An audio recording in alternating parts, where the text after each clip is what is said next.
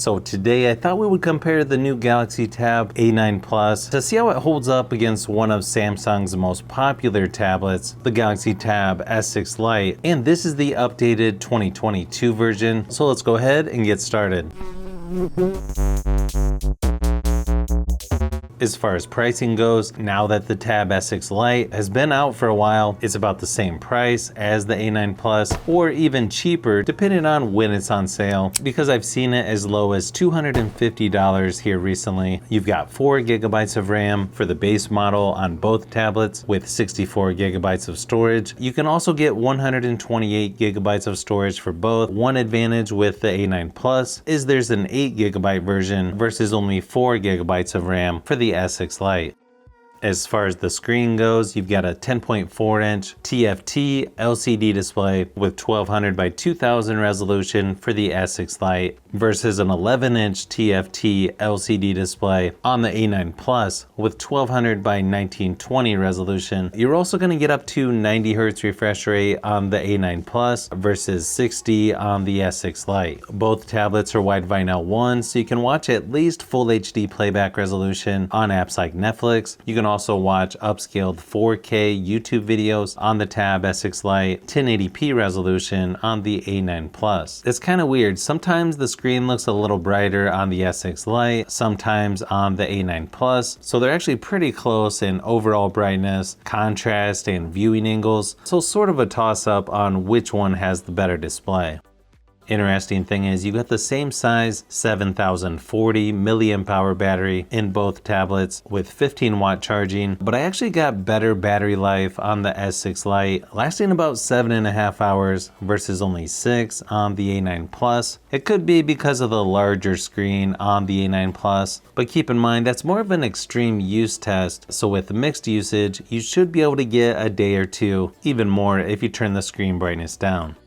Software-wise, both are currently on Android 13, One UI 5.1.1, and they're going to be very similar as far as they both have the Edge panel over on the side with your shortcuts. You've got Google Discover or Samsung News left of the home screen, and surprisingly, both tablets have Samsung DeX. You're not able to connect them to an external monitor or TV with an HDMI adapter like the more high-end Samsung tablets, but it's still a nice option to have to be a little more productive, and it makes it feel a little more like a regular PC. One advantage for the A9 Plus is it's got pogo pins on the bottom, so you can use their official keyboard case, but of course you can use any Bluetooth keyboard for both tablets, like these from Logitech. Probably the biggest advantage for the Galaxy Tab S6 Lite is it comes with the S Pen, which is really nice for drawing, taking notes, or just moving around the software, so I might give the slight edge to the S6 Lite just because of the S Pen.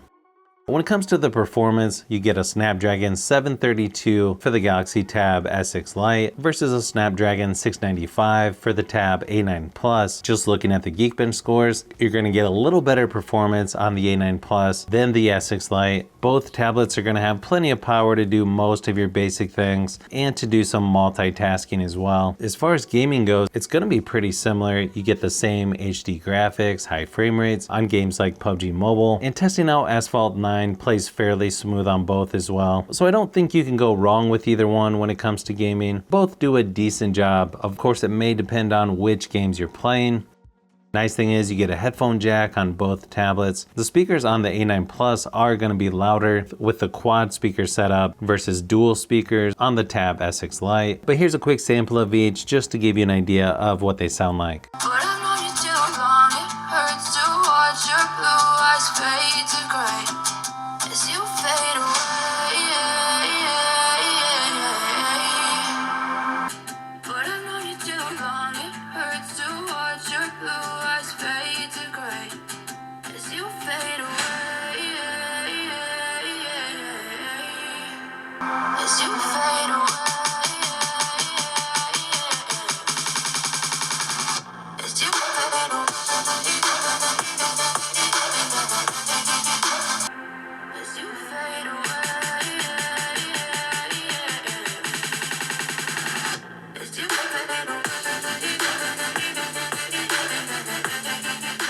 Both tablets have an 8 megapixel rear facing camera, 5 megapixel on the front, but it actually looks like a little better quality on the Tab S6 Lite. If you need to use these for Zoom meetings or video conference calls, you'd probably want to go with the S6 Lite. You can also shoot up to 1080p at 30 frames per second for video recording on both tablets. And here's a quick sample of each just to give you an idea of what to expect.